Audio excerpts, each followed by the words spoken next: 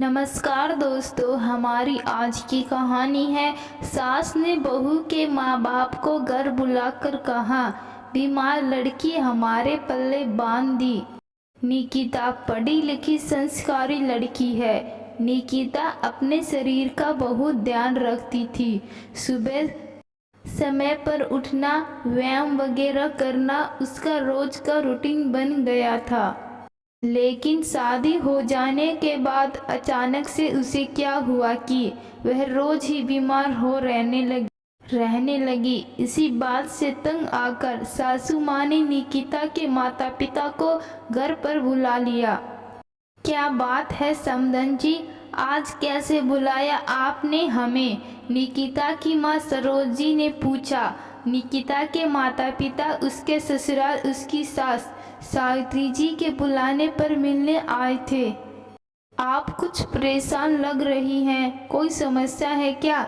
सब ठीक तो है ना? निकिता के पिता महेश ने पूछा।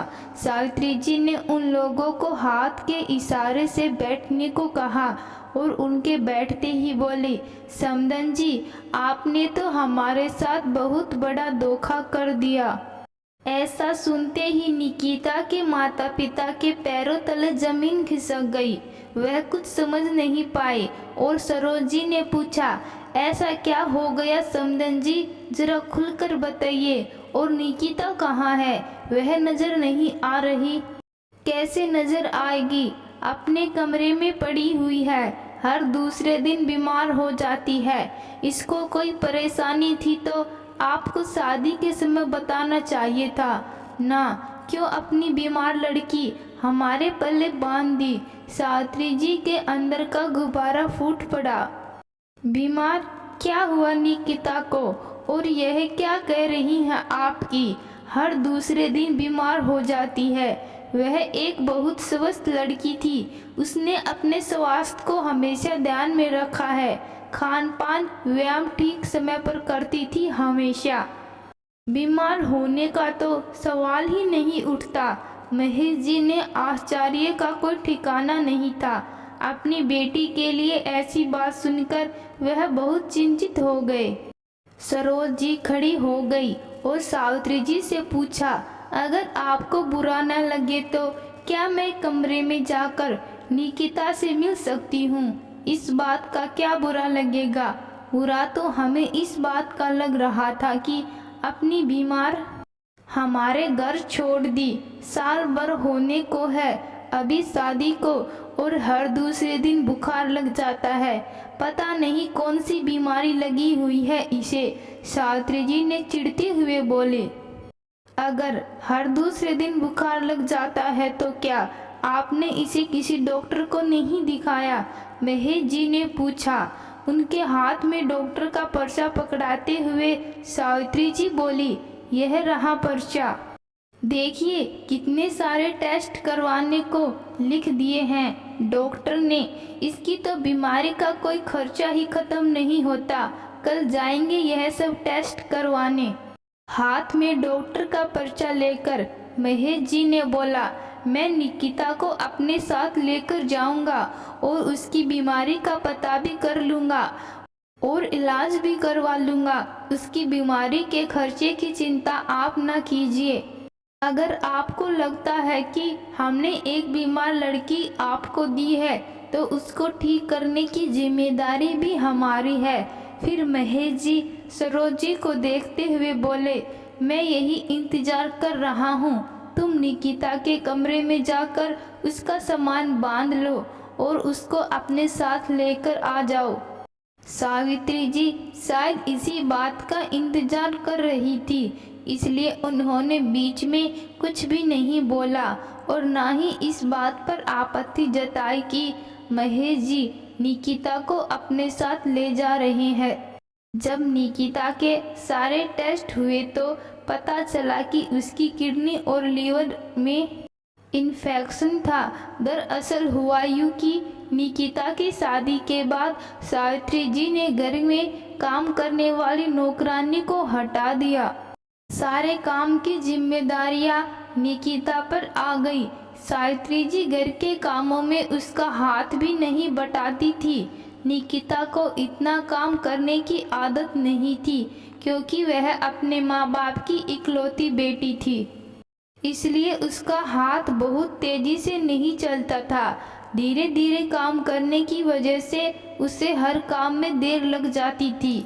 एक काम खत्म नहीं होता था कि दूसरा काम मुंह खोल बैठे जाता था, जिस कारण उसे पेशाब तक करने की फुर्सत नहीं मिलती थी और वह कई बार अपना पेशाब भी रोक लेती थी। बार बार पेशाब न आए इसलिए वह पानी भी कम पीने लगी थी। कई बार तो वह पूरा पूरा दिन निकल जाता था और वह पानी नहीं पीती थी। निकिता के ससुराल में तला हुआ खाने की भी बहुत आदत थी। इतना थक जाने के बाद अपने लिए अलग से कुछ नहीं बनाती थी और जो तला हुआ बना होता था वही खा लेती थी। उसे इतना तला हुआ खाने की भी आदत नहीं थी। यह सब उसका शरीर झेल नहीं पाया और इसलिए उसकी लीवर और किडनी में इन्फेक्शन हो गया। बीमारी का पता चलते ही निकिता का इलाज शुरू करवा दिया गया। निकिता के मायके जाने के कुछ दिन बाद निकिता का पति सुशांत उसे लेने आ गया। दरअसल जब निकिता अपने माता पिता के साथ मायके आई थी तब सुशांत शहर से बाहर था और उसको कुछ नहीं पता था कि सावित्री जी ने उसके पीछे से क्या किया। महेश जी ने सुशांत को सारी बात बताई तो वह बहुत शर्मिंदा हो गया। सुशांत काम के सिलसिले से अक्सर घर से बाहर रहता था, इसलिए महेश जी को निकिता की और भी ज़्यादा चिंता हो रही थी। वह निकिता को सुशांत के साथ बिल्कुल नहीं भेजना चाहते थे। सुशांत अपने ससुर के हाथ में कुछ पैसे पकड़ाते हुए बोले, जो कुछ भी हुआ उसके लिए मैं आपसे माफ़ी मांगता हूँ। अब निकिता मेरी जिम्मेदारी है। मैं उसका अच्छे से अच्छा इलाज करवाकर उसे फिर से स्वस्थ बना दूंगा। मैं इस बारे में अपनी माँ से भी खुलकर बात करूंगा और मैं निकिता को भी समझा लूंगा कि उसे सबसे पहले प्राथमिकता अपने शरीर को देनी है, ना कि घर के कामों को। शरीर स्वस्थ रहेगा तो घर के काम भी होते रहेंगे।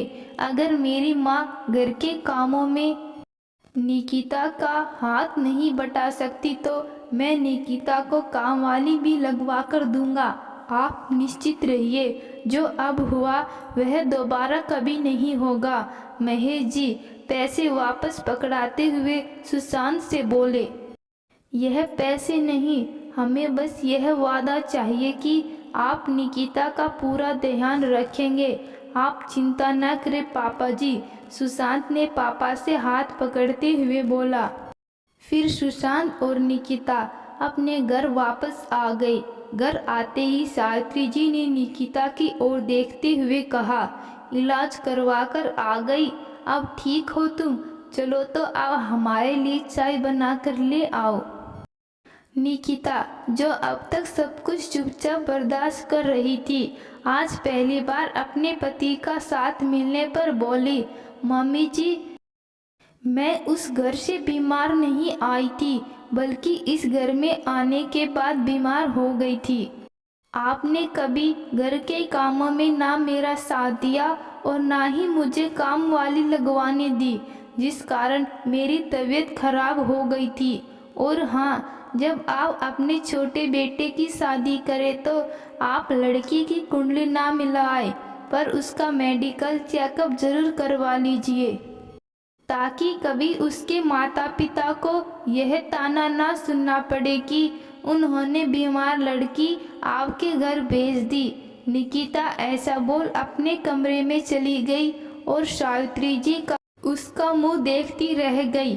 तो दोस्तों, आपको यह कहानी कैसी लगी कमेंट बॉक्स में ज़रूर बताना। कहानी अच्छी लगी, कहानी को लाइक शेयर और चैनल को सब्सक्राइब जरूर करना। धन्यवाद।